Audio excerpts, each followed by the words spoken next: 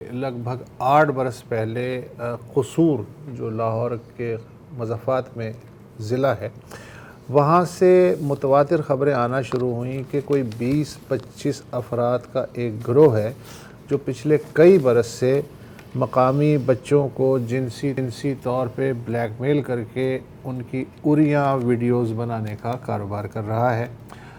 400 سے زائد video clips کا پتہ چلا جن میں سے 300 کے لگ بھگ صرف ایک علاقے یعنی حسین خان والا سے بتائے جاتے تھے۔ پولیس نے شور مچنے پہ پکڑ دھکڑ شروع کی، جوائنٹ انویسٹیگیشن ٹیم بنی۔ اس نے 2016 میں 17 ملزموں کے خلاف بچوں کے جنسی استحصال اور اس سلسلے میں جو مددگار تھے ان کا چالان انسداد دہشت گردی کی عدالت میں پیش کیا۔ جوائنٹ انویسٹیگیشن ٹیم نے 19 بچوں کی نشاندہی کی۔ پنجاب فورینزک لیب جو لاہور میں ہے اس کی رپورٹ کے ساتھ 50 ویڈیو کلپس اور 70 سے زائد تصاویر بھی منسلک کی گئیں۔ 2 سال تک مقدمہ چلا۔ مرکزی ملزم حسیم عامر سمیت 3 افراد کو عمر قید اور جرمانے کی سزا سنا دی گئی۔ تاہم گزشتہ ہفتے لاہور ہائی کورٹ کے ایک 2 رکنی بینچ نے قصور ویڈیو سیکس سکینڈل کے تینوں مرکزی ملزموں کی اپیلیں منظور کرتے ہوئے انہیں عدم ثبوت کی بنیاد پہ یا کمزور ثبوتوں کی بنیاد پہ بری کر دیا۔ جب 2018 میں یہ مقدمہ انسداد دہشت گردی کی عدالت میں چل رہا تھا تب بھی جو متاثرین تھے یقین نہیں تھا کہ ان کے ساتھ انصاف ہوگا۔ مطالبہ تو ہمارا یہی ہے کہ ہمیں انصاف ملنا چاہیے۔ ہمارا تو فیوچر تباہ ہو گیا، ہماری تو ساری زندگی تباہ ہو گئی ہے، تو اس کے باوجود بھی ہمیں انصاف نہیں ملا۔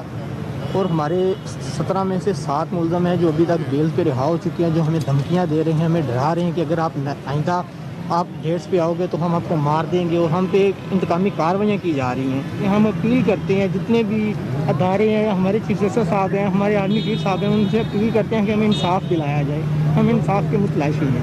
آپ نے دیکھا جو وکٹم ہے اس نے پلے کارڈ کے پیچھے اپنا چہرہ چھپا رکھا ہے اور وہ خوفزدہ ہے۔ 2018 کی تھی، 2018 کے بعد آتا ہے 2022 یعنی 4 سال کا وقفہ ہے۔ گزشتہ برس ہم نے اس کیس کے ایک متاثر سے بات کی۔ اسی لڑکے سے اس وقت یہ جو ہے اس کی زندگی بدل چکی تھی اور اس نے اپنی جو موجودہ زندگی ہے اس کی ایک جھلک دکھائی۔ سب سے پہلے دیکھیں کہ ایک زیادتی ہوتی ہے کہ ہمارے ساتھ زیادتی ہو گئی، دوسری زیادتی یہ ہوئی کہ ہمیں انصاف نہ ملا، تیسری زیادتی ہمارے ملزم اب رہا ہو گئے ہیں۔ اب وہ گاؤں کے چوک چراہوں پہ آتے ہیں، ہمیں دھمکاتے ہیں کہ اگر دوبارہ گاؤں میں نظر آئے تو آپ کو جان سے مار دیں گے، ہم پر جھوٹی FIR کروا رہے ہیں۔ ایون کہ اب تو انہوں نے ہم پر کچھ 76 کروڑ کے ہرجانے کے کیس فائل کر دیے ہیں کہ ہمیں آپ لوگ 76 کروڑ روپے دیں، آپ نے ہم پر کیسز کیے تھے۔ ہم وہ بد نصیب ہیں جو نہ تو شکل دکھا سکتے ہیں نہ اپنا نام بتا سکتے ہیں۔ ہم پتہ نہیں ہم زندہ کیوں ہیں۔ میں تو کبھی یہ سوچتا ہوں کہ ہم زندہ کیوں ہیں اس معاشرے میں، یہ جو معاشرہ ہمیں ایکسیپٹ نہیں کرتا، جو معاشرہ آج بھی ہمیں ٹونٹ کرتا ہے، پتہ نہیں ہم اس معاشرے میں کیوں زندہ ہیں۔ ڈان لاہور بیورو کے نامہ نگار رانا بلال نے اس معاملے کے عدالتی پہلوؤں پہ برابر نظر رکھی۔ رانا صاحب تھینک یو سو مچ کہ آپ نے ہمارے لیے وقت نکالا۔ کیا آپ کو بھی حیرت ہے تینوں مرکزی ملزموں کے بری ہونے پہ یا اس ڈرامے کا عدالتی اختتام حسب توقع ہے؟ بہت شکریہ۔ اچھا حسب آپ کو اس میں ایک بات کلیئر کر دوں کہ سب سے اہم پوائنٹ اس فیصلے میں یہ آیا جو اس مقدمے کا مدعی تھا وہ بیک آؤٹ کر گیا۔ اس نے اپنی سٹیٹمنٹ دی اپنے وکیل کے ذریعے کہ اگر ان تینوں جو مرکزی ملزمان ہیں یا مجرمان ہیں ان کو اگر بری کر دیا جاتا ہے تو انہیں کسی قسم کا کوئی اعتراض نہیں ہے۔ تو سب سے پہلا جو شخص مدعی تھا، جو کیس بنانے والا تھا، وہی بیک آؤٹ کر گیا، اسی نے ہی کوئی اعتراض نہیں کیا۔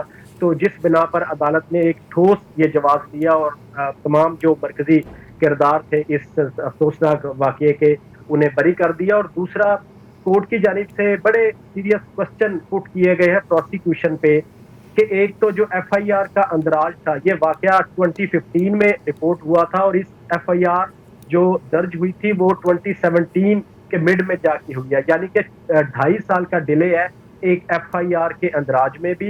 اور اس سے اہم بات بھی یہ ہے کہ کمپلیننٹ نے جب ٹرائل کورٹ میں اپنی سٹیٹمنٹ ریکارڈ کروائی تھی اس میں انہوں نے یہ کہا تھا کہ انہوں نے خود واقعہ نہیں دیکھا، البتہ انہیں ایک ویڈیو دکھائی گئی ہے اور ویڈیو دیکھنے کے بعد بھی 4 دن کے وقفے کے بعد انہوں نے ایف آئی آر لانچ کی.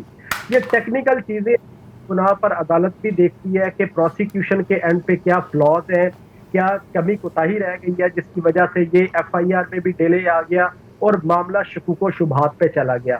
دوسرے ایک اہم وٹنس تھے میڈیکل آفیسر جو کہ ٹرائل کورٹ میں پیش ہوئے تھے اور انہوں نے اپنی کوئی اوپینین وہاں پر نہیں دی تھی کہ یہ بچوں کے ساتھ ریپ ہوا ہے یا نہیں. انہوں نے یہ بھی کہا تھا کہ جو کمپلیننٹ سائڈ ہے انہوں نے کوئی ایسا چنے پروف بھی فراہم نہیں کیے کہ ان کے جو بچے ہیں ان کے ساتھ یہ ریپ کمٹ ہوا ہے. تو بنیادی طور پر یہ اس ایف آئی آر میں 6 نامینیٹ کیے گئے تھے لوگ جن پر یہ الزام تھا کہ انہوں نے بچوں کے ساتھ ریپ کر کے ان سے بھتہ بھی وصول کرتے رہے ہیں اور ویڈیو دکھا کر بار بار ان سے ریپ کرتے رہے ہیں. تو 3 جو ملزمان تھے وہ تو لاہور کی اے ٹی سی کورٹ نے جب ٹرائل کمپلیٹ ہوا تب ہی بری کر دیے تھے. اب ہائی کورٹ نے ایک کوشچن ریز کیا کہ اگر سیم مقدمے میں 3 لوگ سیم ثبوتوں پہ بری ہو رہے ہیں تو باقی 3 لوگوں کو سزا کیسے ہوگی. تو پروسیکیوشن اس پر بھی کوئی خاطر خواہ ہائی کورٹ کو مطمئن نہیں کر سکی.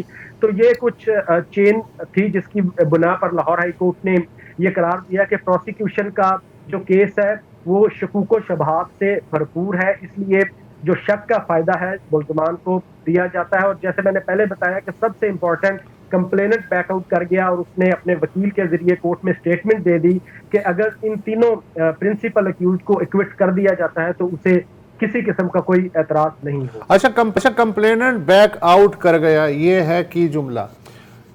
آپ بھی جانتے ہیں، ہم سب جانتے ہیں کہ اس پاکستان میں کمپلیننٹ اللہ کے نام پہ کیوں معاف کر دیتا ہے اپنے ہی بیٹے کے قاتل کو اور اپنی ہی بیٹی کے ریپسٹ کو.